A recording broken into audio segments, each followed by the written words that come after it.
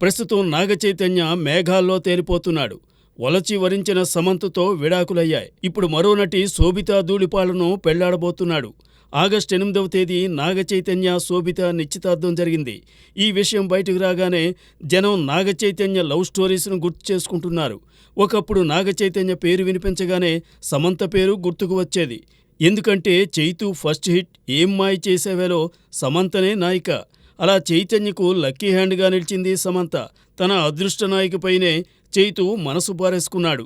అందుకు సమంత కూడా పచ్చజెండా ఊపడంతో వారిద్దరిపైన, వారు కలిసి నటించే సినిమాలపైన జనం ప్రత్యేక ఆసక్తి కనపరిచేవారు. అంతేకాదు అక్కినేని ఫ్యామిలీ హీరోస్ అందరూ కనిపించిన మనంలోనూ చైతన్యకు జోడీగా నటించింది సమంత. చైతూకు మరో హిట్గా నిలిచిన మజిలీలోనూ సమంతనే నాయిక. అలా చైతూకు అచ్చి వచ్చిన నాయికగా సమంత నిలిచింది. జీవిత నాయికగానూ మారింది. సమంతను నాగచైతన్య మనువాడగానే ఆ జంటకు విశేషమైన క్రేజ్ లభించింది. సినిమాల్లోనే కాదు పలు బ్రాండ్స్లో కనిపించి కనువిందు చేశారు. ఇద్దరూ ఎవరికి వారు తమ కెరీర్లో సాగాలని నిర్ణయించుకున్నారు.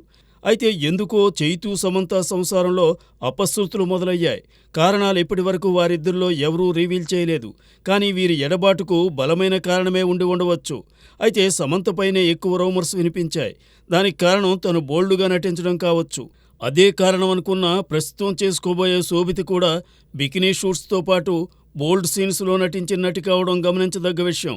సమంత దూరమైన తర్వాత శోభితా ధూళిపాలకి నాగచైతన్య దగ్గరయ్యాడని కొందరి మాట. హిందీ చిత్రాలతో పాటు మణిరత్నం పొన్నియిన్ సెల్వం సిరీస్లో కనిపించిన శోభిత గూఢచారి, మేజర్ వంటి తెలుగు చిత్రాల్లో కూడా నటించింది. ఈ సినిమాల్లో అడవిశేష్ హీరో. ప్రస్తుతం ఇతడు అక్కినేని ఫ్యామిలీకి చాలా క్లోజ్. మేజర్ టైం నుంచి చైతూకు శోభితకు లంకె కుదిరిందని వినిపిస్తోంది. 2022లో వీరిద్దరూ లండన్లో తొలిసారి పాపరాజీ కంటపడి వైరల్ అయ్యారు. అయితే ఎప్పుడూ ఈ విషయమై మీడియా క్లారిటీ ఇవ్వలేదు. ఏదేమైనా సమంత నాగచైతన్య జోడీని చూసి చాలామంది మేడ్ ఫర్ ఈచ్ అదర్ అన్నారు. అయితే వేణుస్వామి వంటి జ్యోతిష్కులు మాత్రం వారి జంట ఎక్కువ కాలం కాపురం చేయలేదని భవిష్యవాణి వినిపించారు.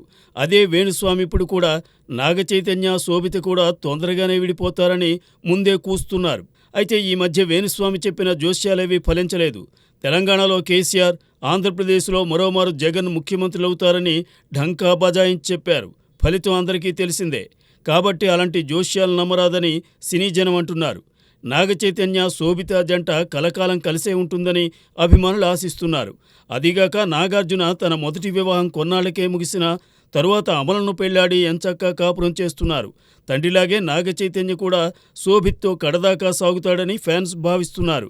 ఏదేమైనా మళ్లీ పెళ్లి చేసుకోబోతూ నాగచైతన్య వార్తల్లో నానుతున్నాడు. చైతూ రెండో వివాహంపై సమంత ఎప్పటివరకు స్పందించకున్నా ఆమె ఫ్యాన్స్ మాత్రం సీరియస్గానే రియాక్ట్ అవుతున్నారు.